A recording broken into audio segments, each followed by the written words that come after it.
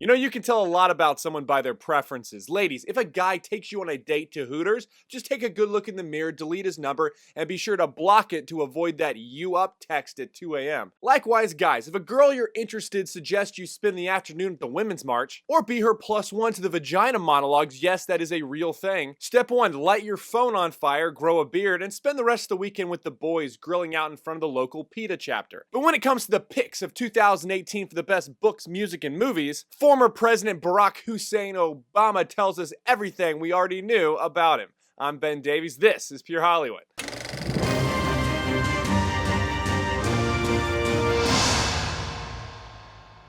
a time when celebrity opinions and commentary are held in such high regard, I would argue almost no celebrity is more recognizable than Obama. And you know, normally we get a break after nearly a decade from these former presidents, but not old Barry. Because of course we all need to be enlightened and guided into what to enjoy in our leisure time. First, his book. Well, there's no shock there. And that goes to Michelle Obama's memoir book, Becoming. But what is actually shocking is that it's been on the top of Amazon's best-selling list for a while. And next we have music by Cardi B, Kendrick Lamar, and 8 Bleep by the Carters, because, you know, why not? But it really is the movie list that caught my eye in this. Now first, topping Obama's list of best movies in 2018 was Annihilation, a movie that I have not heard a single person like. Not only that, but it was a $40 million movie that may have broken even if it was lucky. But it was an interesting pick to put at the top, so maybe these next two wouldn't seem so on the nose. Next up, make sure you're sitting down for this surprise. Black Panther comes in at number 2. Followed closely by one of the most race-baiting movies of the year, Black Klansman. Next up, Blind Spotting, a movie that is not very well known, but that is actually pretty decent. And then he picks a Korean movie called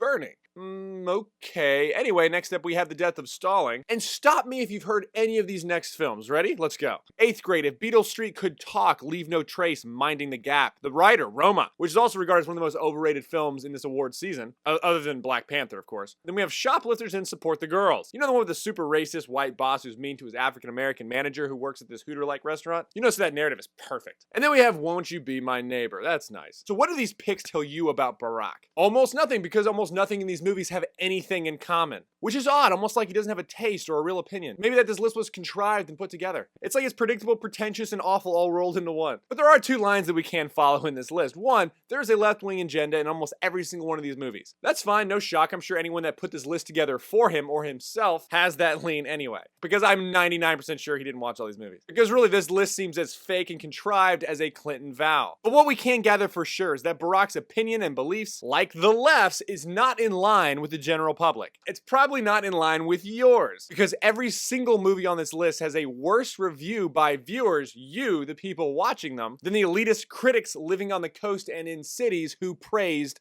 all of these. Is anyone surprised by that? Not me. I'm Ben Davies. This is Pure Hollywood.